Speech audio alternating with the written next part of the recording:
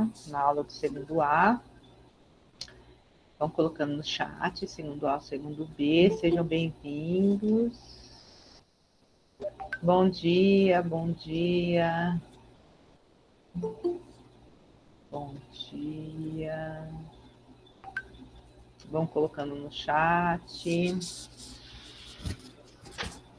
Bora lá, hoje nós vamos continuar, sempre, né? No segundo ano é sempre essa visão. Bom dia, querido. É sempre essa visão da ética, do relacionamento entre as pessoas, dos códigos de conduta, sempre nessa visão. E lembrando que nós vimos liberdade, estamos na autonomia.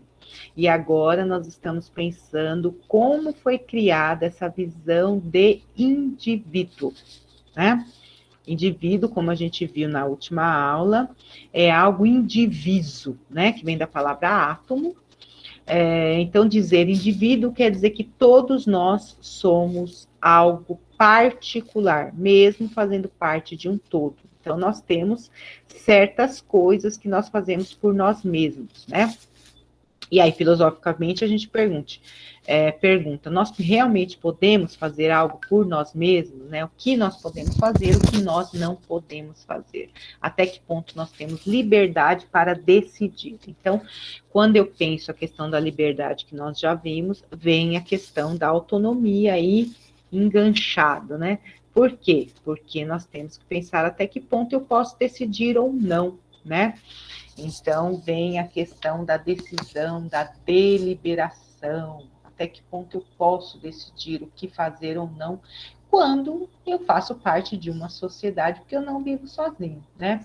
E aí eu gosto de lembrar sempre daquele filme O Náufrago, né? Ele era como... Quem já assistiu O Náufrago aqui? Fala para mim. Quem já assistiu O Náufrago?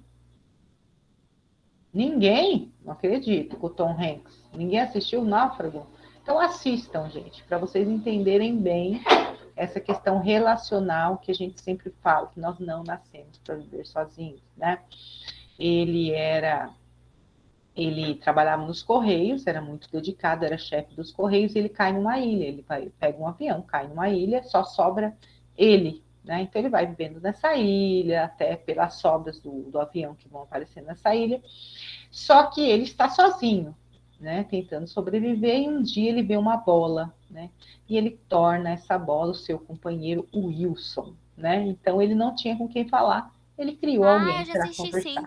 Isso é fascinante para a gente pensar que se nós não temos com quem conviver, a gente cria, né? Então quer dizer que logo de cara, assim, primeiro que nós nascemos numa família e nós temos que ser cuidados durante um bom tempo, para depois a gente poder viver sozinho. Nós não conseguimos. Se nós nascermos numa floresta e fomos lá deixados, a gente morre.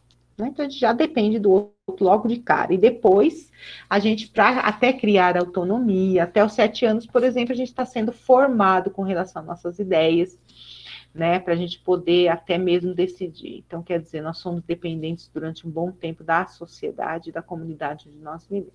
Então, nós somos fruto disso. Nós somos história, a gente constrói a nossa história. Primeiro com a ajuda do outro, depois a gente vai conseguindo selecionar o que vai fazer parte dessa história ou não. Fora o nosso inconsciente. Tem coisas que nós temos que nem sabemos, né? Mas tem como descobrir aos poucos, né? Então, nesse sentido, levando em consideração tudo isso faz parte do que a gente chama no mundo da filosofia de ética e moral. Porque aí, qual o meu relacionamento comigo mesmo, com o outro, né? Como que eu faço essa relação, como eu crio essas leis, se essas leis são para todos ou não. E é preciso que seja, porém, quando a gente chega na prática, a gente vê que tem alguns problemas aí com essa questão da igualdade, por exemplo. Mas hoje, tirando o corte, nós vamos falar da autonomia, que nós começamos a semana passada pensando no indivíduo moderno, né? Como ele foi criado, né? E a gente falou do Locke e o liberalismo, né? E hoje nós vamos falar do Jeremy Bentham. Ele fala para nós do utilitarismo. E vocês vão perceber que nós realmente hoje nós pensamos muito a respeito disso. O que nos traz prazer e como nós podemos analisar e decidir a partir deste princípio, tá? Então, eu vou compartilhar a tela com vocês. Foi só uma introdução, né? E aí eu só vou aqui, porque eu fechei sem querer o segundo ano. Terceira aula do segundo ano. Vamos lá. Né? Apresentação. Então, como sempre, né, hoje é a terceira aula do segundo bimestre, então, identificar as concepções de indivíduo, né? Como é explicado o indivíduo, a gente viu no Locke a questão do liberalismo, né? Que o homem é livre por natureza, tem a propriedade privada, etc., que também cooperou para o que nós pensamos o que é o indivíduo hoje. Quando eu falo isso em filosofia, é dizer da onde vem aquilo que eu penso que é o indivíduo hoje, né? E aí vem o Jeremy Bentham, que nós vamos ver hoje, tá? Lembrando sempre, catequeticamente, que vocês precisam se analisar para ver como vocês aprendem e aproveitar disso o máximo possível. Se eu aprendo mais ouvindo, mais fazendo ou mais vendo. E aí vocês vão poder aprender melhor se vocês conseguirem descobrir isso. Lembrando que as aulas estão lá no meu canal, né? E para vocês fazerem aí e assistirem se precisar para fazer os roteiros, tá? Bom, a definição de indivíduo a gente já viu e eu acabei de dizer para vocês que vem da palavra átomo, que é algo que é indiviso, né? Não há divisão, né? Isso quer dizer que eu sou um ser individual, porém faço parte de um coletivo, né? E eu posso me conectar a esse coletivo e eu tenho essa necessidade de conexão, segundo várias teorias filosóficas, inclusive de Aristóteles. Mas hoje, semana passada a gente viu o liberalismo, hoje a gente vai ver o utilitarismo. Jeremy Bentham e Stuart Hill, que nós vamos ver na próxima aula, traz o prazer imediato na utilidade. Então, eu só tenho prazer, eu só sigo, hoje é o imediatismo, né? O que me dá prazer, né? Jeremy Bentham, que é esse aqui, ele diz assim: é inútil falar do interesse da comunidade sem entender qual é o interesse do indivíduo. Então, para mim analisar uma comunidade, eu preciso saber o que o indivíduo quer. O indivíduo de onde? Daquela situação, daquela época, para mim poder saber o que faz ele feliz, né? E aí vem, né, agir sempre de forma a produzir a maior quantidade de bem-estar. Então, essa é a equação para saber se aquilo que está sendo feito para uma comunidade, para um país, está sendo bom. Então, olha, vou ler de novo para vocês. Agir sempre de forma a produzir a maior quantidade de bem-estar. Então, quando eu olho para um país, quando eu olho para uma comunidade, e eu faço essa pergunta, quantas pessoas estão bem naquele país? Quantas pessoas têm bem-estar? Quantas pessoas têm saúde? Quantas pessoas têm educação de qualidade? Quantas pessoas estão morrendo? Quantas pessoas têm o que comer todos os dias? Quando eu faço essa pergunta, eu estou usando o utilitarismo, né? Para fazer o quê? Para analisar aquele país, aquela comunidade, né? Essa é a principal máxima utilitarista. Então, o utilitarismo é uma doutrina ética. Por que é ética? Porque ela visa o relacionamento, né? E quando eu faço isso, eu estou falando da ética, como as pessoas vivem entre si, se aquilo é bom ou ruim, tá? Então, ele pensou essa questão de produzir o prazer para se chegar à felicidade, tá? Então, Bentham, ele é seguidor do hedonismo. O hedonismo é uma filosofia muito antiga, né? Quer dizer prazer, que vem da deusa do prazer, né? O primeiro a falar do hedonismo é Aristipo de Cirene, né?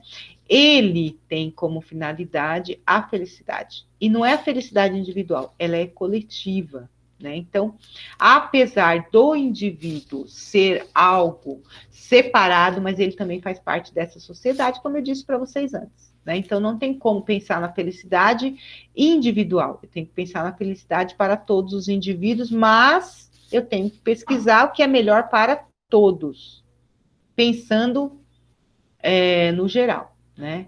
Então, seria uma fórmula da felicidade, né? Então, tá aqui, ó. Descubra o quanto de prazer causou uma ação específica, e aí eu posso fazer análise do todo, mas também posso fazer uma análise pessoal minha, né? Leve em consideração quanto tempo o prazer vai durar.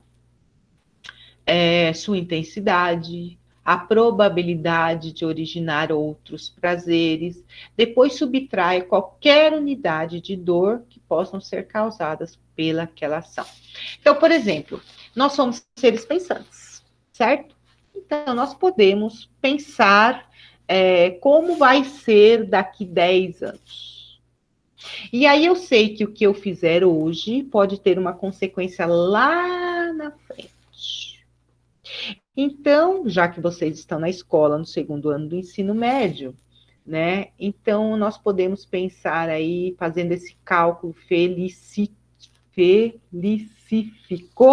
pensando o seguinte: quais as ações eu posso fazer hoje para que tenha tal resultado daqui 10 anos? Né? Ou eu posso fazer a segunda pergunta: se eu largar a escola hoje, quais as consequências daqui 10 anos? Ou eu posso pensar assim: eu terminando o ensino médio e fazendo engenharia, qual vai ser o meu resultado daqui 10 anos? Aí você pergunta assim: professora, mas como que eu vou saber o dia de amanhã? Claro, a gente não tem certeza do que vai acontecer, mas nós temos as probabilidades, que é o que ele coloca aqui, gente. Sua intensidade é a probabilidade. Né? Quais os bens vão ser produzidos se eu fizer ou não tal coisa? Então, é um cálculo matemático. Né? Então, o utilitarismo ele vem trazer para nós que nós podemos, através da nossa racionalidade, fazer um cálculo para saber se aquilo que eu fizer, quantas pessoas vai atingir, se essas pessoas vão ser atingidas, se elas vão ser mais felizes ou não com a minha ação. E lembrando que apesar de eu ser indivíduo, eu atinjo outras pessoas com as minhas ações, né? Então, independentemente do meu querer ou da minha intencionalidade, eu atinjo o outro, seja de um jeito, seja de outro, né? Então, isso Sartre já vem trazer para nós, né? Então, essa é a visão utilitarista. Só que isso junto ao capitalismo, ao liberalismo que a gente viu de Locke, vai dizer para nós que é uma análise onde eu vou dizer o que é melhor eu fazer hoje. Então, aquelas possibilidades que me trariam menos prazer, eu já descarto logo de cara, né? Então, começou aí, né, um afunilamento do que seria essa utilidade.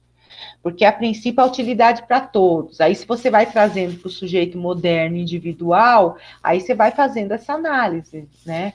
O que me traz prazer imediato? Aí chega o pragmatismo, que é outra visão aí que nós temos hoje, né? Aquilo que me traz prazer imediato, eu faço. Aquilo que não, eu não faço. Eu não vou perder meu tempo, né? A partir disso. Bom, então, para Bentham, um prazer será tanto melhor quanto maior for sua intensidade e sua duração. Quanto mais aquilo me dá prazer, é melhor eu escolher aquilo. A dor é o contrário, né? Eu tenho que analisar a dor segundo a sua intensidade e sua duração. Então, quanto menos dor, mais feliz eu vou ser e com mais prazer. Tá? Então, o utilitarismo, segundo o pequeno dicionário de filosofia, né, contemporâneo, o utilitarismo é uma corrente filosófica que atribui um valor especial à finalidade prática. Então, sempre eu vou ver na prática, né? Na prática, aquilo está me trazendo dor ou prazer. Se me trazer dor, é melhor eu nem fazer, né? Que está acontecendo agora com as novas gerações, né? Se a gente pensar no ensino e na aprendizagem, né? Ou ao caráter utilitário dê um elemento, um fenômeno, um processo, especialmente em sua aptidão ou potencial para produzir o máximo de felicidade, prazer ou utilidade para o maior número de pessoas possíveis. Então, passando na coletividade, eu sempre vou... Se eu sou um político, por exemplo, né? E eu uso essa visão utilitarista, eu vou pensar, se eu tiver duas possibilidades. Numa possibilidade vão ser beneficiados 1.000 pessoas. Na outra possibilidade vão ser beneficiados 100 pessoas. Eu escolho aquela que vai ser melhor para o maior número de pessoas possíveis. Aí eu estou sendo utilitarista. Por quê? Porque vai trazer maior bem-estar para 1.000 pessoas e não para 100 pessoas. Ah, o que eu faço, então, com essas 100 pessoas? Aí eu adapto aquilo que eu fiz para 1.000 pessoas para 100 pessoas. Mas, a princípio, eu escolho o que faz bem-estar para o maior número de pessoas possível, tá? E aí, gente, aí vem a crítica que você pode fazer, né, do utilitarismo, por exemplo. Eu tenho que usar, né, objetivar, usar as coisas do melhor jeito possível. E aí eu tenho, por exemplo, a palavrinha que nós temos hoje, né, o networking, né?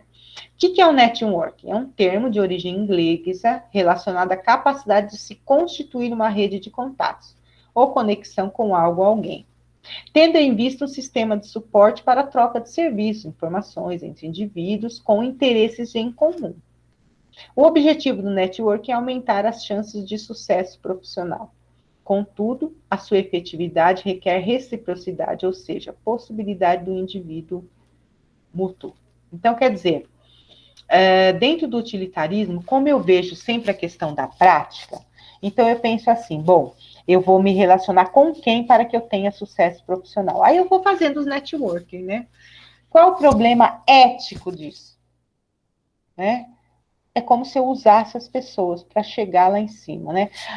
Se eu partir do princípio que eu vou ter amizade com aquela pessoa só para isso, é como se eu descartasse pessoas. Se eu usar isso na reciprocidade, o que a outra pessoa vai ter que pensar na troca? Então, nós pensamos na energia de troca nesse network, né? E aí eu deixo uma pergunta para vocês. Eticamente, nós estamos na aula de filosofia, estamos pensando a questão do utilitarismo e do que é ser indivíduo dentro dessa coletividade, né? Você se aproxima das pessoas com qual finalidade? As amizades que eu tenho amizades por quê? Porque eu vejo a pessoa com um fim em si mesma, né? Ou eu tenho alguma intenção a ter amizade com aquela pessoa, né? Então, até que ponto eu sou utilitarista ou não, né? E tem uma frase que o Cortella diz, que eu amo muito, né? Gosto muito do Cortella, sempre falando aí, nos dando algumas lições a respeito da ética. Ele diz assim, muitas vezes nós fazemos algo porque é mais fácil ou porque é mais prático, né? E aí nós dizemos assim, que bom que eu fiz isso, né? E eu fiz o certo. Aí ele diz, né? Só não podemos esquecer que nós fizemos aquilo porque era prático e não porque era certo. Mas simplesmente porque é prático, né? Então, nem sempre aquilo que é prático é o bom, né? Eu colo na escola. Isso foi prático, mas será que foi bom? Né? Isso não deixa aquilo que foi prático ser bom. Então, o utilitarismo trazendo a praticidade para nós, mas a gente tem que se questionar até que ponto aquilo é apenas prático, né? Até que ponto trouxe o prazer? O prazer é imediato, é contínuo, né? E o que é o prazer, né? O prazer é algo que tem um vigor muito grande de felicidade, né? Mas a nossa vida, ela não é esse vigor o tempo todo, né? Então, como fazer essa análise? Por isso que, por ser racional, eu tenho que pensar essas possibilidades. Até que ponto aquilo que eu decidi vai me trazer uma euforia ou vai me trazer algo que seja mais constante, mais contínuo, né?